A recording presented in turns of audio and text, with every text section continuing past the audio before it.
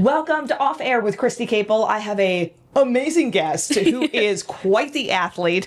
Grace Nuhfer. She overcame physical challenges to compete at the collegiate level and was a member of Team USA Paralympic national team representing the United States in Chile and Paris. She's a 22-year-old still, oh my gosh, broke the 200-meter butterfly world record for the S13 classification. She is quite the athlete, and I am honored to have her on my show. Welcome. Thank you. Thanks for having me. Yes, she brought in her medals and the whole thing. So yes. I want to show that first. So she and this thing it must weigh 10 pounds. Is that true? I haven't weighed it, but I definitely should because it's hefty. I wear it around my neck all day. Not all day, but when I sleep in it. when I do have it on, like my neck starts to get sore. I'm like, oh, I need to take it off. That is wonderful. Okay, so explain where this one came from and what you competed in for it. So I competed with Team USA at the Paralympic Games this past summer. I won a silver medal in the S13 100-meter butterfly, which was the first day of competition. Games was 10 days long, and I had 4 different events, and I got this one. Day 1, and then I was able to enjoy the rest of the meet because I was like, gosh. I did it. I'm good. That's right.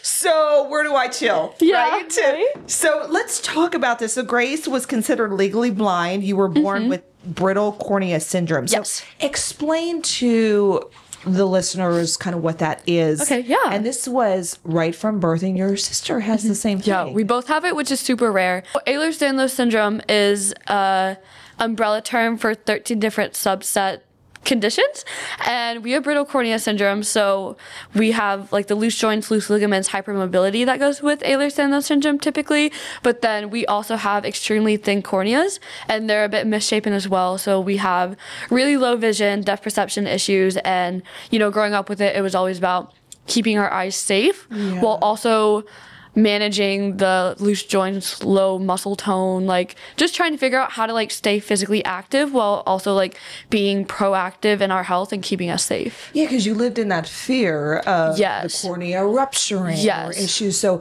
when you were a kid and you're wanting to play all these sports and mom and dad are like, how did that? Because you started swimming at 7. So it was introduced to you very early, but still the disappointing aspect of the other things that you love. For sure. Well, because the doctors, you know, like day 1, it was, with my friends, whenever I say it like really quick, we always just laugh. But it was like no balls, bats, or rackets. Like that was it. Like no, so like soccer, no. And then we did dance, but then with the loose ligaments and joints, like that was like we already have a bit of chronic pain, so that just kind of made it worse. And kind of same with track, like it's just hard on your joints to run, so it really did leave it up to swimming to be physically active. Yeah, and you truly love swimming. Like I genuinely do. Well, yes. What kid doesn't like to get in the pool, right? We just we're playing mermaids. Right. Yeah. That's I love exactly what my kids do. So at what point were you like, did your parents realize, okay, she's really good? It was actually funny because my grandparents were in town yesterday too for graduation, and they were talking about watching me at this like summer outdoor meet, and I was 7 and I won the heat, and they were just talking about how they were like jaw dropped, like, oh dang, like this stick and bone girl is like winning her heat in this butterfly race. And then they're like, okay, I guess she's serious about it. Yeah. And then I just kept going. And so what was high school like? I mean, obviously you're probably winning all these awards because we know we just showed your medal for the Paralympics, but what was that like going through high school and that continuous transition? So I guess high school is a really different version of myself than now, because at that point, like, yes, I was handling the adversity of being vision impaired, legally blind, and like obviously there was challenges that came with that in school, like not being able to see the whiteboard, or if like the teacher was presenting something, and like it was just like different things we were working against. But at the same time, the community back at home was so strong, and we just like adapted and like figured it out, because it's like, what else were we gonna do? It just felt like second nature. So like in high school, I never really like was like, oh, I have a disability. I was just kind of like, I can't see that well, and just like went with it. And then coming to college, and at that point I hadn't started para sports. I was just doing like able body, like swimming with my high school team, doing USA Swimming Club. Like I never really like And realized you were winning in these able-bodied competitions. Yeah, Should we add that? I left high school a part of 7 school records. I think there were like 3 relays, and then I had quite a few individual records at my school. And yeah, like I said, like I didn't think about para. I never really like was like, oh, I could do that. Like I was just whatever, and then came natural. Right, and then going into college, it was kind of one of those things where I was taken out of that bubble of comfort back home with like the strong support where like my teachers knew I needed large print, or my friends knew I couldn't see and like would help me without even like thinking. So then getting thrown into like college, I kind of like had the realization. I was like, oh shoot, I can't see. And I was like anxious about it. But yeah, a friend's mom was like, I mean this so respectfully, but I know para swimmers who can see better than you. Like, you need to do para sports.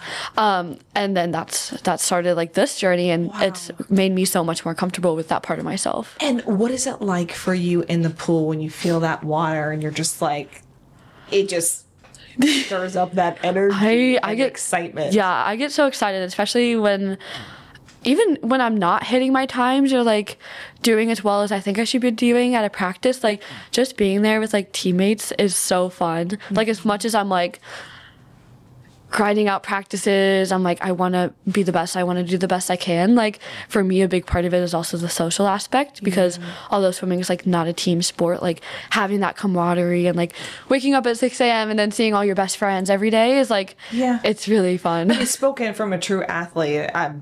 I grew up doing sports. A lot of people listening grew up doing sports, and it's all about that team and the coach, you know? And really, but a lot of that helps even out of the pool, off the court, off the field, and raising up and having that tight-knit group.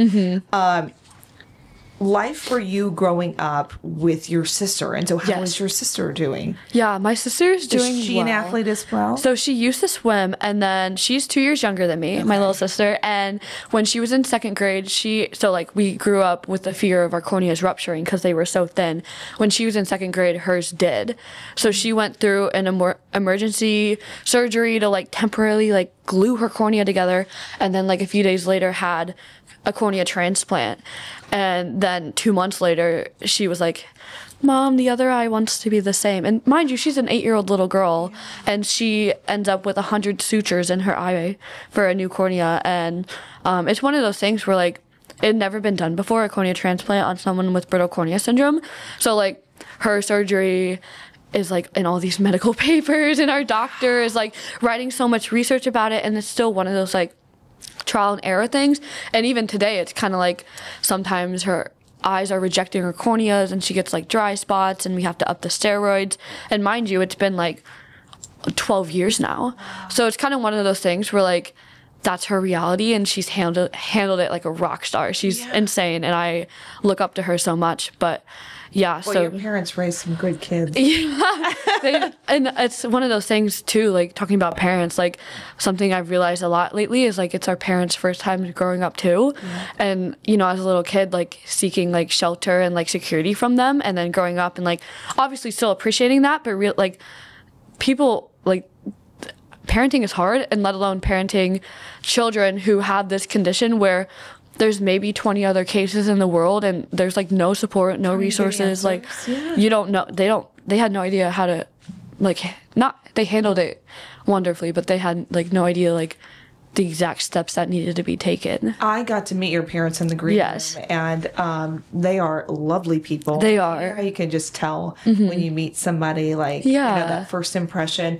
You have wonderful parents. It seems like they've handled things with grace, but also like as athletes, like your kids are athletes, like they're all on the road with you too. Like it's a full-time job. I'm like, mine are real little, so it's like I'm starting to see like how much effort it takes to be Uber mom and dad. Right? Yeah, well, I mean, they've continued to be Uber mom and dad because I can't see, so I can't drive legally. Right. So it was like I'm a senior in high school and still getting driven to school by my parents for 5 a.m. morning practice. Yeah. Like the sacrifice is insane. And even now going to college, or I guess I just graduated, but living in Akron, that's a 5-hour drive from my house. So anytime I like need to go home, they have to do a 10-hour trip to get me home. Wow. Which is so great.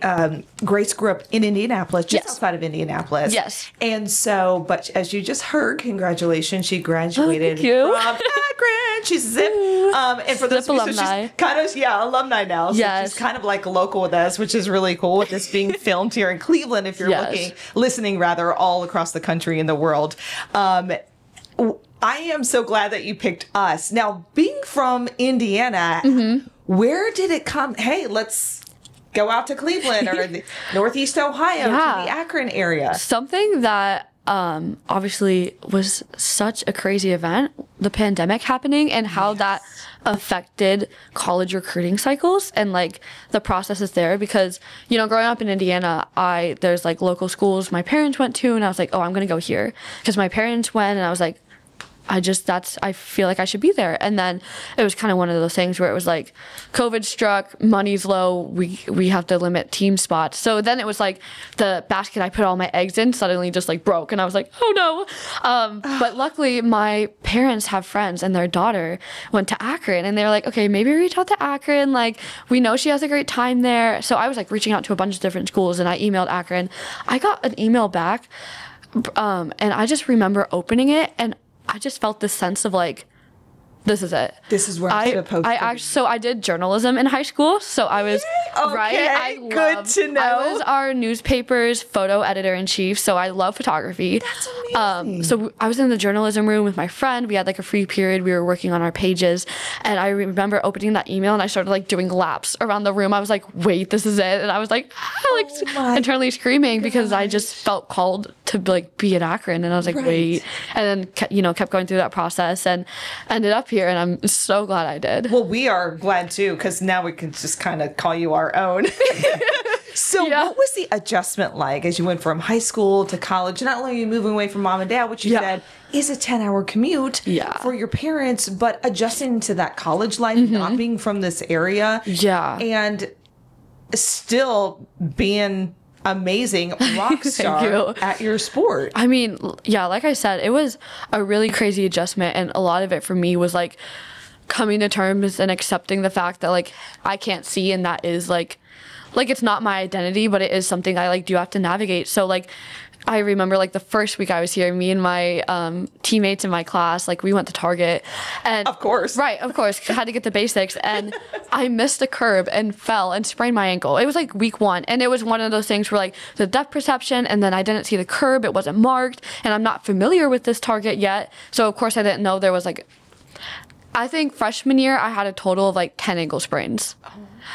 Because I just kept missing things, and then with the loose joints and ligaments, like my joints are so much more likely to just like give out. Yeah. Ligaments give out. I actually have an ankle sprain right now on the down low, but oh no. Yeah, I was wearing the heels at graduation. The ankles did not survive, unfortunately. Oh jeez. Yeah, which is just something that I'm like, whatever. Well, at walking this point, in heels anyways. Yeah. So, but yeah, so freshman year was definitely filled with a lot of adjustments of coming, kind of like realizing like, okay, I have to figure out how to navigate this world on my own. And it's like, I saw this quote recently actually that said like, growth only happens outside of comfort. And I've definitely grown a lot these past 4 years, like getting pushed out of my comfort zone and really building confidence into like who I am as a student, as an athlete, friend, like family member, like all the things. So college has been a transition, but it's been really good. Yeah, but I also feel like you've had that support your whole life, and then you come here to Akron, and then you have the support of your teammates, new teammates, right? Yes, new teammates. Your coach. Yes. So I was reading an article, and is it Brian? Brian, yes. So Coach Brian had said, you tell Grace she can't do something, and she responds with, yeah, well, I can prove you wrong.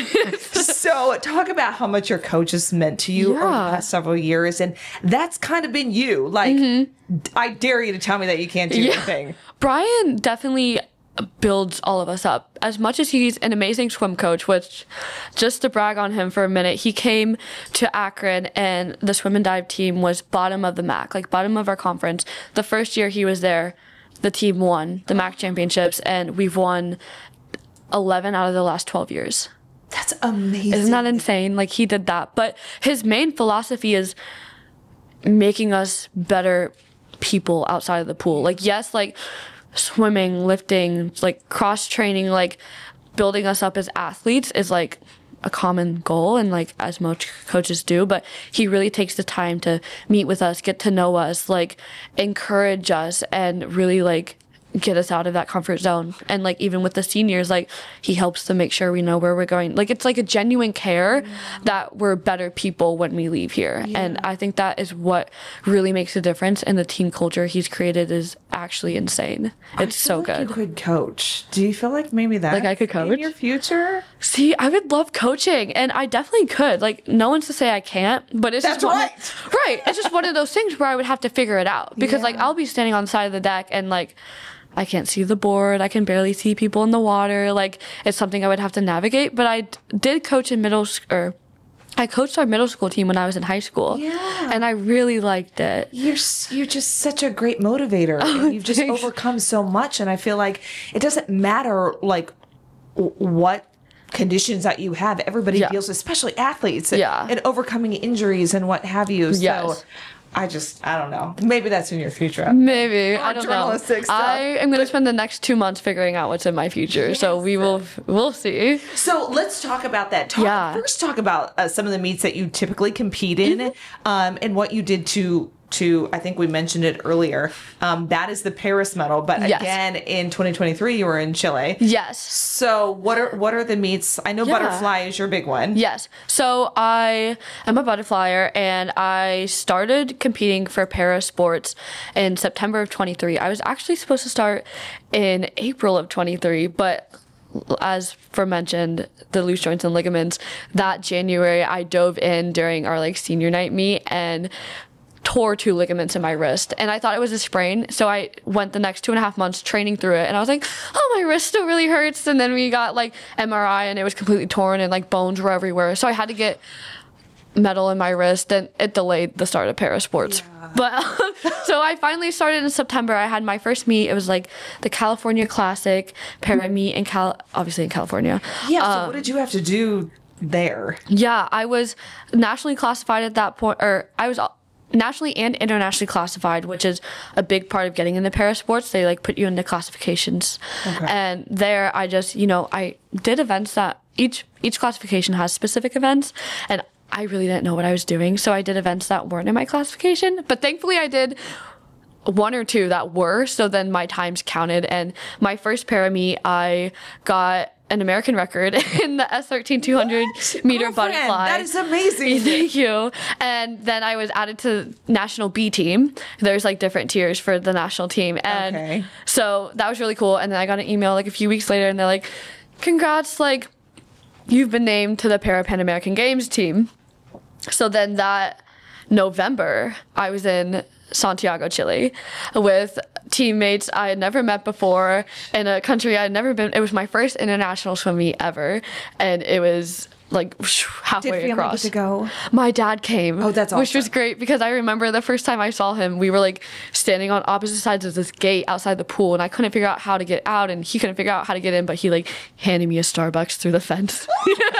Is that not allowed? Yeah, no, it was allowed. And we were at the pool, but then I'm like living in the village, or the athlete village, which was such a cool experience. And he's sending pictures of like these mountain goats on these like tours he's gone on, and I'm like, he's like, while you're there, I'm gonna go where are you? I mean, one in Rome, one in Chile, right? Might as well do some exploring. But yeah, that was a really fun meet, and I got to meet a lot of new para teammates. And at your first international meet, they will cap you, so they'll give you your flag cap with your last name, which is a really big deal in swimming, to have that like USA flag and your like last name under it that you see in pictures of like Olympians and Paralympians wearing. So it was like this whole ceremony before the meet started.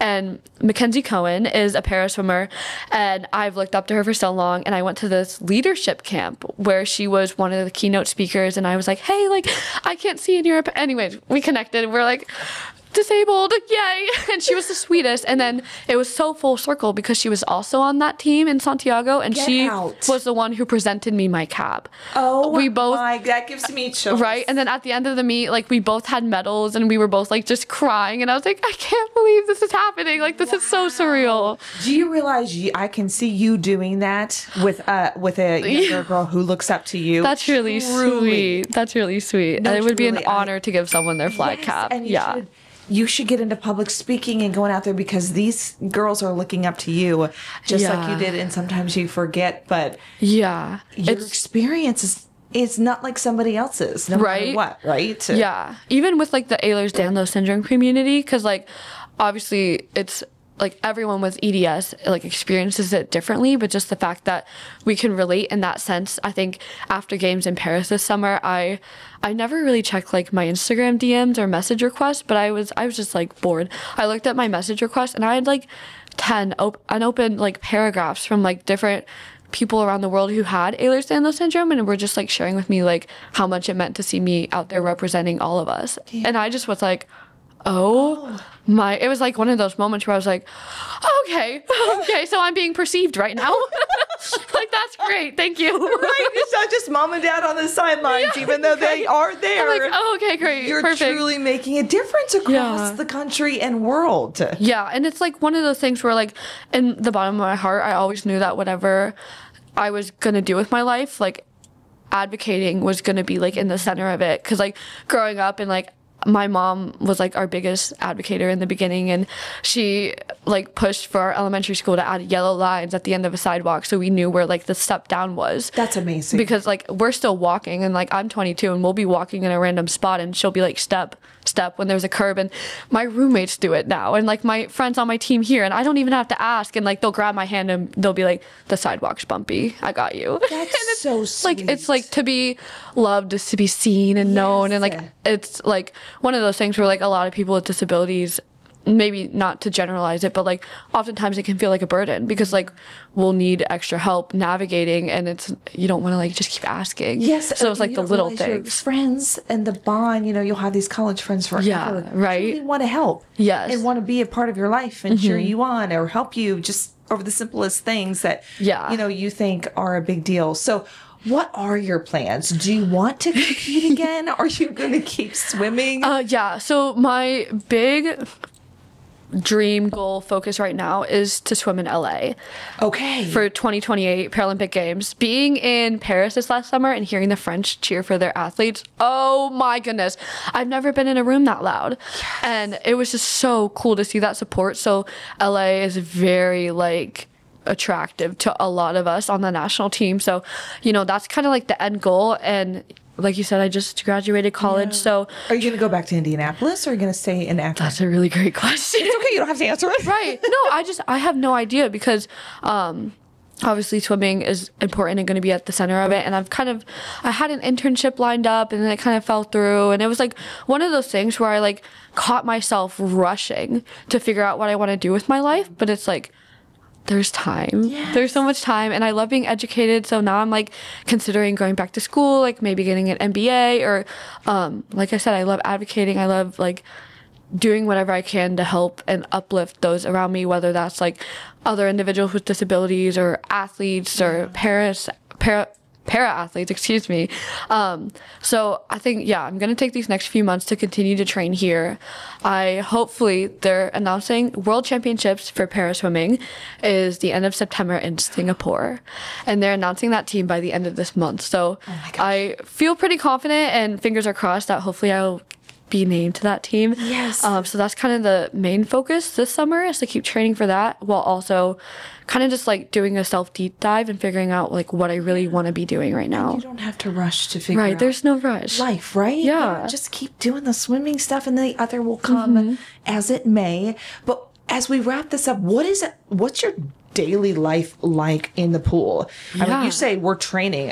When you're thinking of training for the Olympics or the Paralympics, like, you guys, this is like every day is probably several times a day. Yeah. So our base, I guess, college schedule, because, you know, training with the team, we have 2 swims a day on Monday, Wednesday, Friday, and then we just do singles Thursday, Tuesday, Saturday. I don't know why I said that out of order.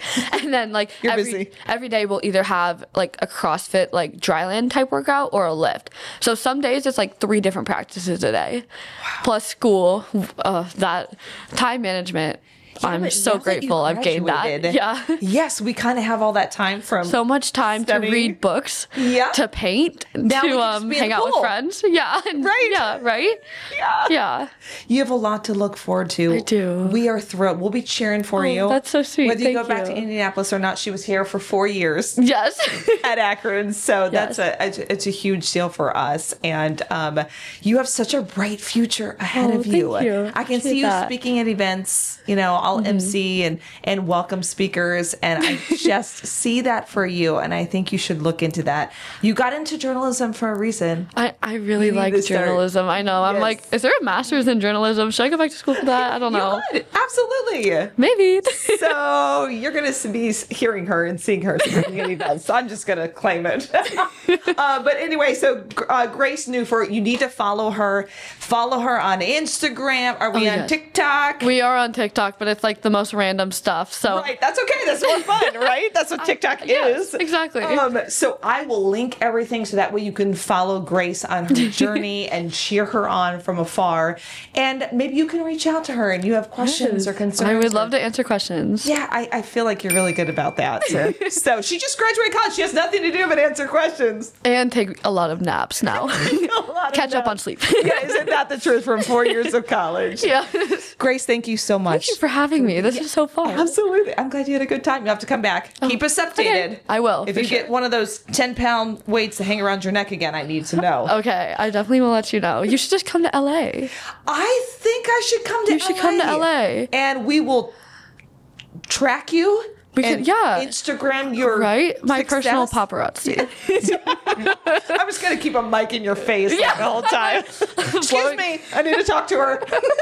Like behind the blocks, and you're like, go. How did it go? How do you feel? Are you tired? I'm like, oh. Oh my gosh. Thank you guys for watching. Follow Grace Nuhfer. She is awesome. Thank you. We wish you the best. Thank you so much. Bye, everyone. Bye.